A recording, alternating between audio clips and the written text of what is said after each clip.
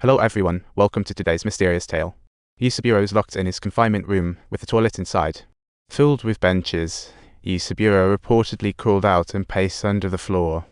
Then Komatsu had a brainwave. Fitz pulled out the files on the Mizoto murder case.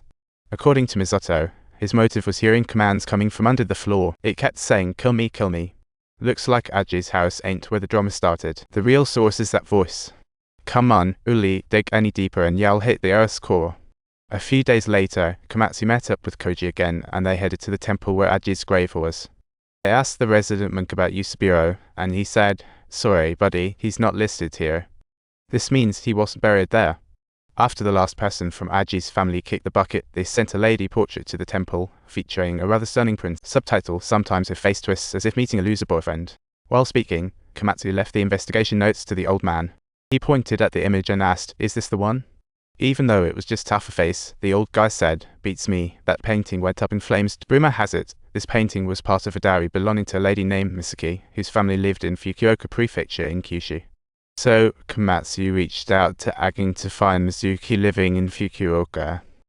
According to his description, whenever the face depicted in the painting became twisted, it would produce a sound resembling the wailing of the wind. And you could hear lots of voices too. Anyone who's seen that painting's twisted face was guaranteed to be cursed. The anger returned from a recent Kyushu mine accident, and guess what? That mine was run by the Ouyama family. Back in the day, a technical mishap at Ouyama's mine claimed over 100 lives.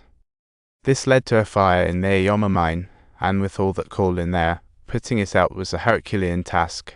The only way to put it out was to seal the mine and cut off the air, which meant any miners who could have escaped got roasted alive inside.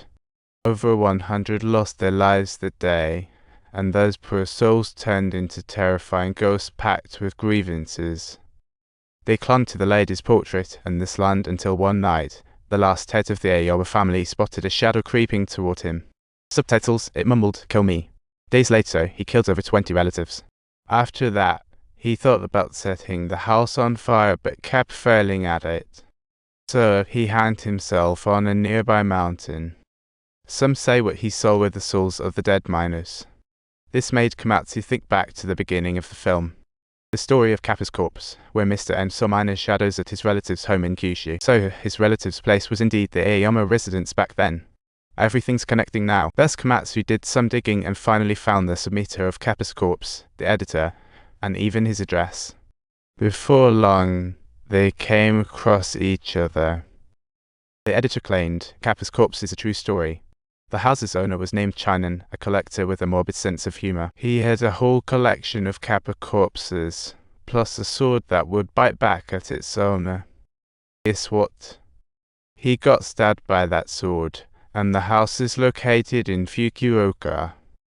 A few days later, Komatsu took Koji, Agin, and Mizuki to the marked location. But now, Komatsu was very weak, recently suffering a skull-crushing headache. After seeing the doctor, he found nothing seriously wrong, just a persistent headache. They soon found the Ouyama house, which was basically ground zero for all the drama. After some deep contemplation, he mustered up the courage to walk inside. They finally discovered the room where shadows crawled out and ventured further inside. The walls were plastered with talismans, and they found a brownish bloodstain on the floor. Komatsu's mind went blank. Turns out, Chinan wasn't just a collector. He was tormented by the house's vengeful spirits. His method of using idols didn't work, he thought. Why not try some evil powers? Hence the creepy collection. Unfortunately, it backfired, and he ended up becoming a victim of the sword that devours its master. From here on, the Ouyama's ghost stories keep piling up. Back home, Koji saw the news about the Deiju family on TV.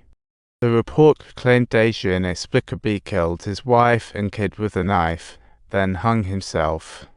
Seeing that, Koji got freaked out and met up with Komatsu the next day, urging him to just drop the whole thing. because, ever since moving into his new place, had been hearing scratching noises from the floor again. He felt like a vengeful spirit was hot on his tail, and no matter how fast he ran, it was useless. Thus, the quest for the past came to a close. Soon after, Komatsu figured out his headache was simply due to 20+ years of misdiagnosis, and it had nothing to do with the Ouyama family. After that, Koji went on to live a normal life without any issues. But did life truly return to tranquility? Suddenly, the phone at Komatsu's house rang, and the lights flickered on. Without any thought, he picked up the phone. On the other side, the newspaper office was acting strange too. The guest stirred, and the computer began typing uncontrollably, spitting out sentences like, "Anyone who hears this will face consequences." In an instant, the man looked down, horrified to find his hands covered in ashes. Suddenly, the light bulb went out, plunging them into darkness, and the ghost of the burnt